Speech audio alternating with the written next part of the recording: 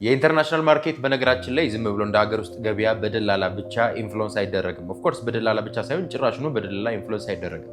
ሶ ሌትስ ቶክ አባውት ሰሊጥ። ሰሊጥ ላይ ምንድነው ሀፕን ያደረገው? ያው የሰሊጥን አካሄድ ለመመልከት ከ2023 መጀመር ግድ ይለናል። ምክንያቱም 2023 እጅግ በጣም በከፍተኛ ዋጋ ሰሊጥ የተሸጠበት ታይም ነበር። በአመቱ መጨረሻም የኢትዮጵያ ሰሊጥ 1 ቶን በ$2250 ድረስ የተሸጠበት ጊዜ ነው። 2023 ላይ ምንድነው የተፈጠረ ብለን በደንብ ካሰብ ነው ወይል እንግዲህ በጣም የሴሰም ሰፕላየር የምትባለው ሱዳን በሀገሯ ውስጥ በነበረ ብጥብጥና ረብሻ ምክንያት ሰሊጧን በደንብ ወደ ዓለም ገበያ ማቅረብ አልቻለችም ነበር። ሁለት ነገር አጋጠመ። አንደኛው ፕራይስ ስኬሌት አደረገ በጣም፣ ሁለተኛው ደግሞ ፍራቻ ተፈጠረ።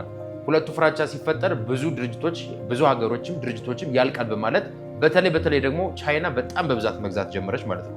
እንደምታውቁት በሰሊጥ ስራ ላይ ስቲል ቻይና ኢዝ ማርኬት ሜከር ፕራይስ ሜከር።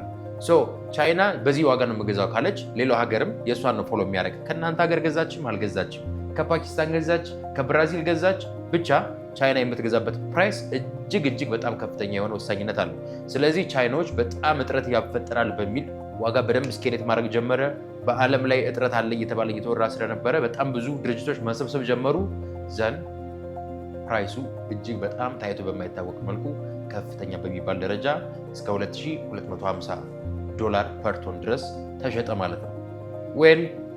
2023 እንደዚህ ኤክስፔክት የተደረገ ኢትዮጵያ በጣም ትልቅ ኤክስፖርተር ሆና ነበር። በደንብ በጥሩ ዋጋ ሽጣለች። ኤክስፖርት አማውንታችንም ከፍ ብሎ ነበር። የቫልዩ ደግሞ እጥፍ ጨምሮ ነበር። 2024 ሲመጣ ግን ሱዳን በደንብ ሰፕላይ ማድረግ ጀመረች። ታንዛኒያ፣ ሞዛምቢክ፣ ኒጀር፣ ቻድ ምርታቸውን በደንብ በብዛት ማቅረብ ጀመሩ። ከኤዥያ ደግሞ እነ ህንድ መግባት ጀመሩ፣ እነ ፓኪስታን መግባት ጀመሩ። ሰሊጥ አምራች ያልነበሩ ሀገሮች ልክ እንደ ፓኪስታን በደንብ ሰፕላይ ማድረግ ጀመሩ። ከዛም ደግሞ አልፎ በዓለም ላይ በጣም በብዛት በማምረት የምትታወቀው ብራዚል ሰሊጧን ሰፕላይ ማድረግ ጀመረች። which is ባለፈው ዓመት እጥረት ይኖራል ብለው በጣም በብዛት ሰብስበው የነበሩ የቻይኒዝ ካምፓኒዎች ስቶካቸውን ሳይሸጡ በሚቀጥለው ዓመት ምርት ወዲያውኑ ገባባቸው ማለት ነው። which is ምን ሀፕን ያደርጋል? በእንደዚህ አይነት ጊዜ ዋጋ ይቀንሳል ማለት ነው።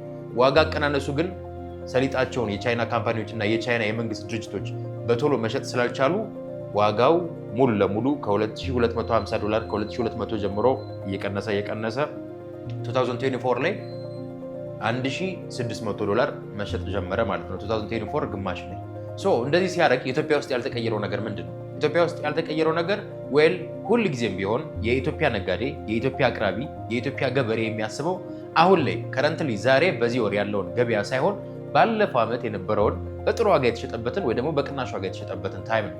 ስለዛ ውጭ ሀገርን በጣም ቢቀንስ የውጭ ገዦቻችን አልገዛም ቢሉም የእኛ ሀገር ገበሬና ነጋዴ ግን ዋጋ ቀንሶ የሚሸጥ እድሉ በጣም ዝቅተኛ ነው ማለት ነው። በዛ የተነሳ ኢትዮጵያ ውስጥ የሎካል ፕራይሱ አልቀነስም ነበር። 2024 ወደ መጨረሻው አካባቢ ምን ሀፕን አደረገ? በጣም ብዙ ኤክስፖርተሮች የምንከስርበት ታይም ነበር፣ የሚከስሩበት ታይም ነበር። ነገር ግን ሰሊጥ በውድ ዋጋ የገዙ ሰዎችም እንዲያተርፉ የሆነበት ዋነኛና ብቸኛው ምክንያት ዋጋ ስለጨመረ ወይ ምናምን ሳይሆን ኢትዮጵያ ፍሎቲንግን አስተዋወቀች። ያ መሆኑ እንደ ሀገር በጣም የሚያስደነግጥ ነበር። ፐርሰናሊ እኔም ደንግጬ ነበር።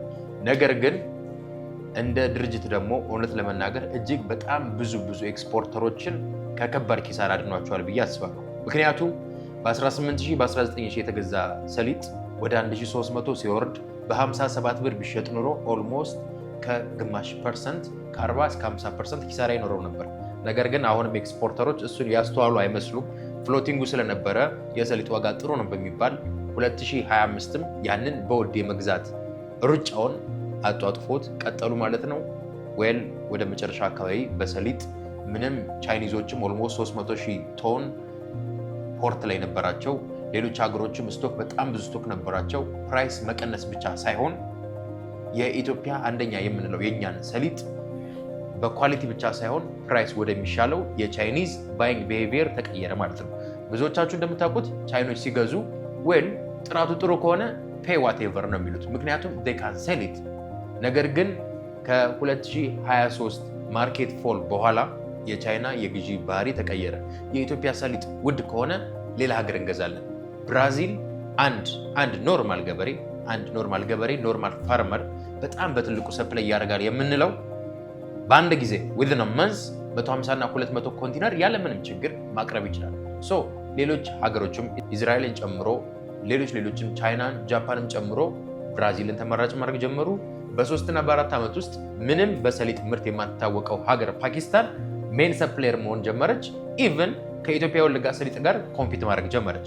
which is የሰሊጥ ኮምፒቲሽኑ አሁን ኦልሞስት ሞስት ኦፍ አፍሪካ ማለት እንችላለን ሰሊጥ አምራች ሀገር ነው። ኒጀር፣ ቻድ፣ ሞዛምቢክ፣ ታንዛኒያ፣ ፓኪስታን፣ ኢንዲያ፣ ብራዚል ኦል ኦቨር ዘ ወርልድ ኢንክሉዲንግ ቶጎ በጣም ብዙዎቹ ሰሊጥ ሰፕላይ እያደረጉ ነው።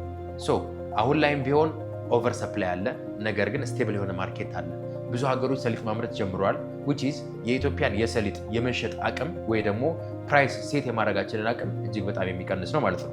ምን ሀፕን ሊያደርግ ይችላል ብለን እናስባለን 2026 ላይ? እንደምታውቁት ለብዙዎቻችሁ በፔጃችንም በትሬድአፕ ዌብሳይትም ላይ በትሬድአፕ ቴሌግራምም ኢንስታግራም ኤኒዌይስ ኦል ሶሻል ሚዲያዎቻችን ላይም ፖስት አድርገንላችሁ ነበር። የምትገዙበትን ዋጋ ፕሊዝ ሴት አድርጉ ብለን ሲጀመር እስከ 21 ሺህ ብር ድረስ ፐር ኩንታል እየተገዛ ነበር።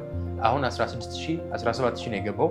ኢቭን አሁን ባለው ኢንተርናሽናል ፕራይስ በዚህ ዋጋ መግዛት ሙሉ ለሙሉ አያዋጣችሁ። ምክንያቱም አሁንም የሴሰም ሰሊጥ ማርኬቱ እየቀነሰ ነው የሚመጣው። ሶ ኤክስፔክት የሚደረገው የሰሊጥ ዋጋ ይሻሻላል ተብሎ ኤክስፔክት የሚደረገው ምናልባት ከ6 ወር በኋላ ምናልባት እሱም ቻይናዎች ስቲል ያላቸውን ስቶክ ሽጠው የሚጨርሱ ከሆነና አንዳንድ ሀገሮች ላይ ደግሞ ያው የሚባለው አንዳንድ ጊዜ ማንኛውም ሰው ላይ ወይ ደግሞ ማንኛውም ሀገር ላይ መጥፎ ነገር እንዲከሰት ኦፍ ኮርስ ኤክስፔክት አይደረግም ፍሮም ዘ ሂውማን ቨርዥን እና ፍሮም ዘ ሂውማን ማይንድ። ግን ደግሞ ኢኮኖሚካሊ የሱዳን የፕሮዳክሽን መጠን ወይም ደግሞ የኳሊቲ ዴሊቨሪ የሚያደርጉት ነገር ከቀነሰ፣ የናይጄሪያ ከቀነሰ ዊዛውት ኳስችን ኢትዮጵያ በጥሩ ዋጋ ትሸጣለች ማለት ነው። ሳንፈልግም ቢሆን እነሱ ዋጋ እንዲቀንሱ ወይም ደግሞ ፕሮዳክሽናቸው የሆነ ችግር እንዲያጋጥመው ኤክስፔክት ማድረግ ይኖርብናል። የኛ ሰሊጥ በጥሩ ዋጋ እንዲሸጥና ተመልሶ ወደ ነበረው ዋጋ እንዲሰቀል። ነገር ግን ፎር ዘ ካሚንግ 6 months እንደዚህ አይነት ነገር ኤክስፔክት አይደረግም። ቢጨምርም በአንዱ ይጨምራል ተብሎ አይታሰብም። አሁን ላይ ግን እየመጣ ያለው ሰሊጥ እያሳየ ያለው የዋጋ ሁኔታ ቀን በቀን እየቀነሰ ነው። ስለዚህ ሰሊጥ ላይ ሀፕን ያደረገው የመጀመሪያው 2023 ላይ እጥረትና የዋጋ መጨመር ያልታሰበና ሪዝን የሌለው ነገር ግን በፍራቻ ቤዝድ ያደረገ ከዛ በኋላ ግን 2024 ላይ እሱን ለማስተካከል ቻይኖች የሚቀንስ ሰሊጥ መግዛት ፈለጉ። ሶ 2025ም እሱን ትሬንድ ተከተሉ። 2024 ላይ ሽጠን እንጨርሷለን ያሉት ስቶካቸውን ሽጠው መጨረስ አልቻሉ። በዚህ የተነሳ ሰሊጥ እስካሁን ድረስ $2,250 ጀምሮ እስካሁን ድረስ እየቀነሰ አሁን $1,200 ሌቭል በታች እየገባ ነው ማለት ነው። ሶ ሁላችሁ የዚህ ቪዲዮ አንደኛና ዋነኛው መልእክት ማንኛውም ኤክስፖርተር ኪሳራውን ወይም ደግሞ ትርፉን ማረጋገጥ ያለበት ግዢ ላይ ነው። ሶ ግዢያችሁን በጣም ተጠንቀቁ። እነዚህ ሀገሮች የነገርኳችሁን አምራች የሰሊጥ አምራች ሀገሮች ሰሊጥ ስራ ላይ ለመስራት እነሱ ምን አይነት ምርት አላቸው፣ በስንት ዋጋ እየሸጡ ነው፣ ዴሊቨሪያቸው እንዴት ነው፣ ሎጂስቲክሳቸው በምን ያክል ፍጥነት ማድረስ ይችላሉ የሚለውን ነገር በደንብ አስተውሎ ማየት ያስፈልጋል። ይህንን ካስተዋላችሁ ሰሊጥም ላይ ብቻ አይደለም ሌሎች ፕሮዳክቶች ላይም በደንብ መስራት ትችላላችሁ ብዬ አስባለሁ። ነገር ግን ሰሊጥን ዛሬ የመረጥንላችሁ ዋነኛው ምክንያት ብዙዎቻችሁ እጅግ ግራ የተጋባችሁበት ምርት ስለሆነ ነው። በሌሎችም እንመለሳለን። ሀበ ጉዳይ